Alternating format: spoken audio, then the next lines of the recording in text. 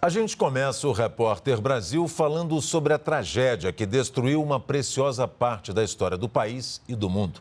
O incêndio no Museu Nacional do Rio de Janeiro.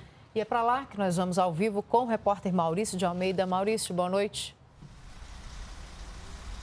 Boa noite, Pedro. Boa noite, Catiúcia. Realmente uma notícia muito triste. Hoje, durante todo o dia, os bombeiros fizeram um trabalho de rescaldo aqui no Museu Nacional para evitar o aparecimento de novos focos de incêndio. Agora à noite começou a ventar um pouco mais forte no Rio e aumentou a preocupação, porque com o vento as chamas podem se propagar mais facilmente. Por isso, como vocês podem perceber, os bombeiros permanecem de prontidão e vão ficar aqui durante toda a madrugada para entrar em ação caso seja necessário.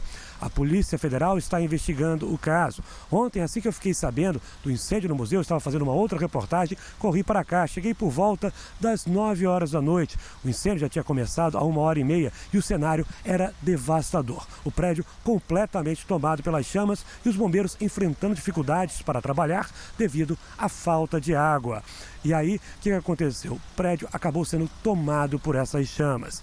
Hoje, os ministros da Educação e da Cultura estiveram aqui e anunciaram a liberação de 10 milhões de reais para iniciar a recuperação do museu. Veja na reportagem. Quando o dia amanheceu, foi possível ter uma noção dos estragos. Praticamente toda a estrutura interna foi destruída. Bombeiros faziam um trabalho de rescaldo e tentavam encontrar algo que tivesse escapado das chamas. Na entrada, apenas o meteorito de Bendegó, que pesa mais de 5 toneladas, continuava intacto. Do lado de fora, tristeza de quem ia sempre ao museu. Por mais que a gente leia e ouça, a gente não consegue realizar até se dar conta que vendo. É quase como um enterro que você tem que presenciar o corpo, sabe? Estudantes da Universidade Federal do Rio de Janeiro, que administram o museu, protestaram por causa da falta de investimentos, que pode ter ajudado a provocar a tragédia. Em 2004, uma reportagem publicada na Agência Brasil já fazia um alerta sobre o risco de incêndio no Museu Nacional.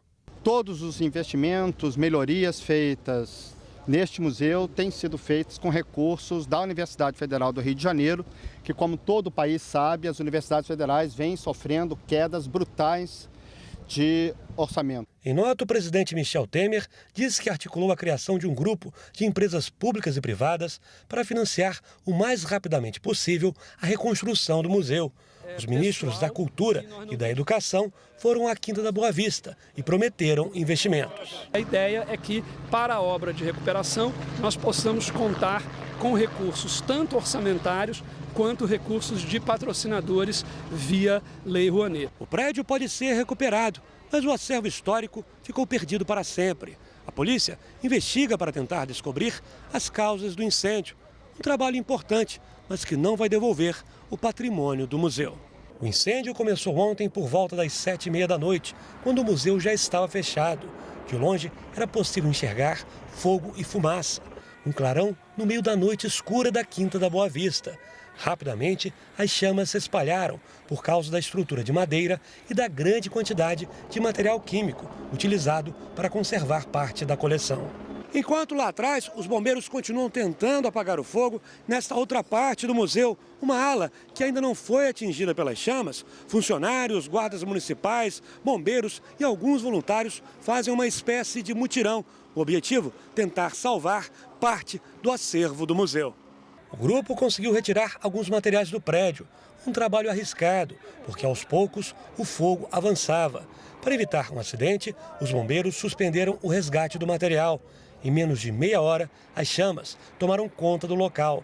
Pessoas que chegaram pouco depois do início do incêndio lamentavam a tragédia e reclamavam que o trabalho dos bombeiros foi prejudicado devido à falta de água. O maior museu do país não tem um sistema de incêndio. Isso aí é a nossa identidade. A identidade de um país onde começou o Brasil.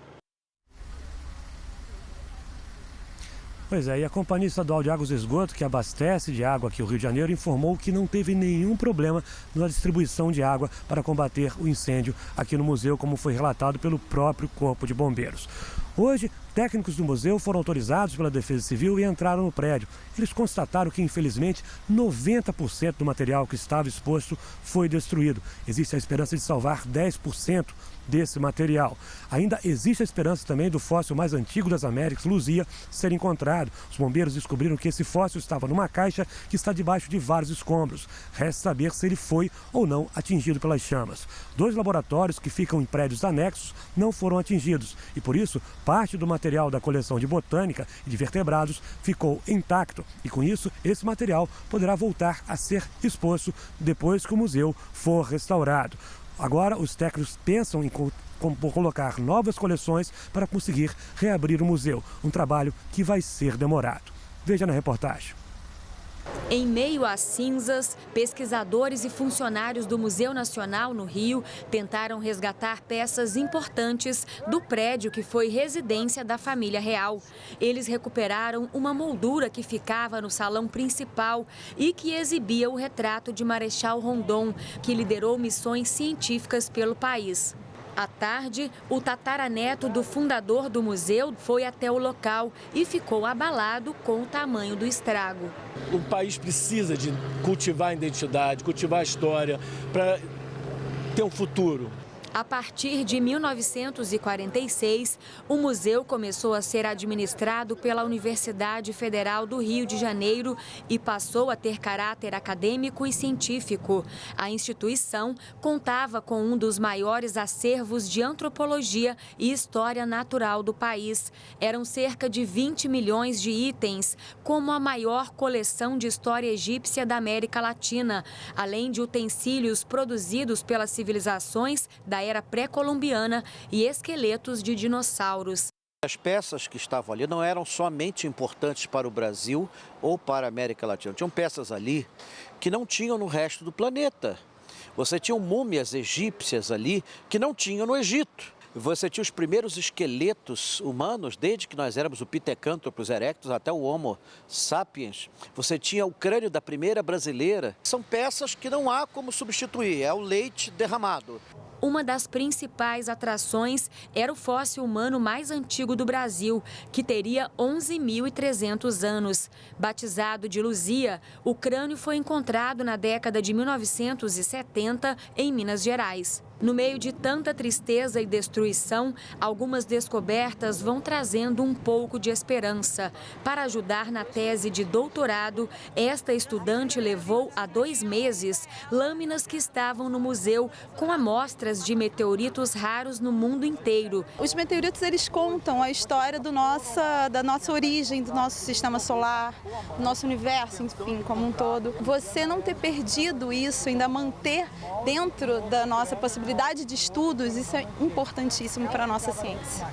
Outra boa notícia é que a coleção de invertebrados, que fica em um anexo subterrâneo ao lado do museu, não foi atingida pelo incêndio. Do outro lado do parque estão as coleções de vertebrados e de botânica, junto com a Biblioteca Central com obras raras. Esse acervo também foi preservado. Nós também vamos resistir, mas nós temos que sim repensar como o Brasil olha para a sua história.